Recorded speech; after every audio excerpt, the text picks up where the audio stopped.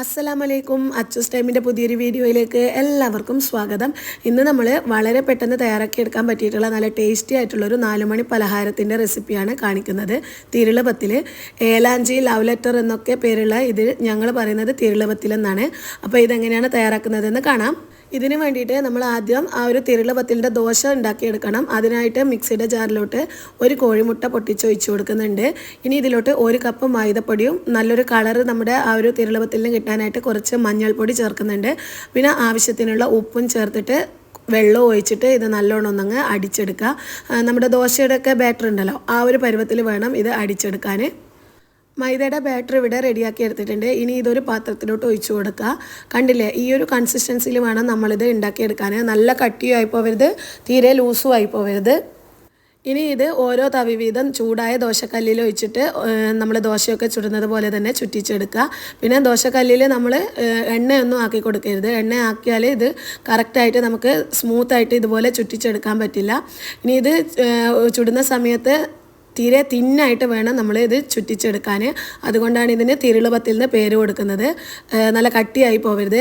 പിന്നെ ഒഴിച്ച ഉടനെ തന്നെ നമ്മളിത് ജസ്റ്റ് ഒന്ന് കളറ് മാറുന്ന സമയത്ത് പെട്ടെന്ന് തന്നെ ഇത് നമ്മൾ ആ ഒരു കല്ലിൽ നിന്നും എടുത്ത് മാറ്റുക. ദോശയൊക്കെ പോലെ കുറച്ച് സമയം കല്ലിൽ വെക്കുകയാണെന്നുണ്ടെങ്കിൽ അതങ്ങ് ഹാർഡായി പോകും നമ്മുടെ ആ ഒരു പത്തിൽ.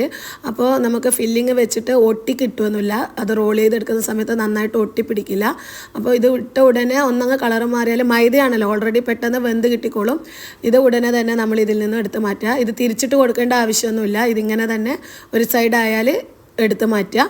ഇനി ഇതുപോലെ തന്നെ ബാക്കിയുള്ള ദോശയെ നമുക്ക് ചുട്ടെടുക്കാം.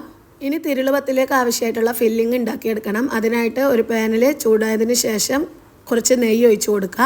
1 ടേബിൾ സ്പൂണിൻ്റെ അടുത്ത് നെയ്യ് ഒഴിച്ച് കൊടുക്കുന്നുണ്ട്. എന്നിട്ട് അതിലോട്ട് കുറച്ച് അണ്ടിപ്പരിപ്പ് ചെറുതായിട്ട് നുറുക്കിയതും കുറച്ച് കിസ്മിസും ഇട്ടിട്ട് ഒന്നങ്ങ് വറുത്തെടുക്കുക. എന്നിട്ട് ഒന്നങ്ങ് കളറ് മാറി വരുന്ന സമയത്ത് ഇതിലോട്ട് നമുക്ക് ചിരകിയ തേങ്ങ ചേർത്ത് കൊടുക്കുക. തേങ്ങ നമ്മൾ എത്രയാണോ ആ ഒരു ദോശക്ക് ആവശ്യമായിട്ട് നിങ്ങൾക്ക് വെക്കാൻ താല്പര്യമുള്ളത് അത്രയും തേങ്ങ ചിരകിയത് എടുക്കുക. ഇനി ഇത് നല്ലോണം മിക്സ് ചെയ്തതിന് ശേഷം ഇതിലോട്ട് മധുരത്തിന് ആവശ്യത്തിനുള്ള പഞ്ചസാര ചേർത്ത് കൊടുക്കുക. പിന്നെ നല്ലൊരു ഫ്ലേവർ കിട്ടാനായിട്ട് കുറച്ച് ഏലക്ക പൊടി കൂടി ചേർത്തിട്ട് നല്ലോണം മിക്സ് ചെയ്തിട്ട് ഒന്നങ്ങ് വറുത്തെടുക്കുക. ഒരുപാടങ്ങ് വിളയിച്ചെടുക്കേണ്ട ആവശ്യമൊന്നുമില്ല. നമ്മൾ ഈ പഴം നിറച്ചതിനും ഉന്നക്കായ്ക്കൊക്കെ ഉണ്ടാക്കുന്നില്ല, അതുപോലെ ഒന്നങ്ങ് വറുത്തിട്ട് ചൂടാറാനായിട്ട് ഒരു ബൗളിലോട്ട് മാറ്റി കൊടുക്കുന്നുണ്ട്. ഇനി നമ്മൾ ഓരോ ടേബിൾ സ്പൂൺ വീതം ഈ ഒരു ഫില്ലിങ് എടുത്തിട്ട് നമ്മൾ ഓരോ തിരുളപത്തിൽ വെച്ച് കൊടുത്തിട്ട് റോൾ ചെയ്ത് എടുക്കുകയാണ് ചെയ്യുന്നത്.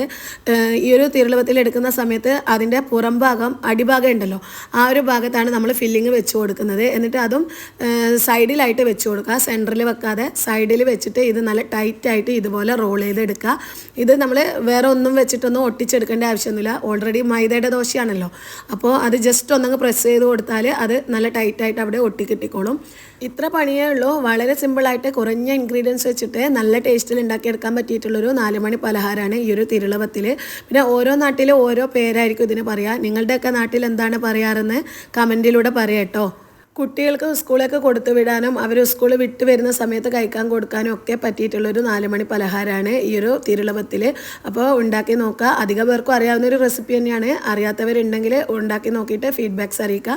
പിന്നെ എന്നും പറയുന്നത് പോലെ വീഡിയോ ഇഷ്ടമായ ലൈക്ക് ചെയ്യുക, ഷെയർ ചെയ്യുക, നമ്മുടെ ചാനൽ സബ്സ്ക്രൈബ് ചെയ്യുക. ഇൻഷാ അല്ലാഹ് പുതിയൊരു വീഡിയോ ആയിട്ട് വരുന്നത് വരെ എല്ലാവർക്കും അസ്സലാമലൈക്കും.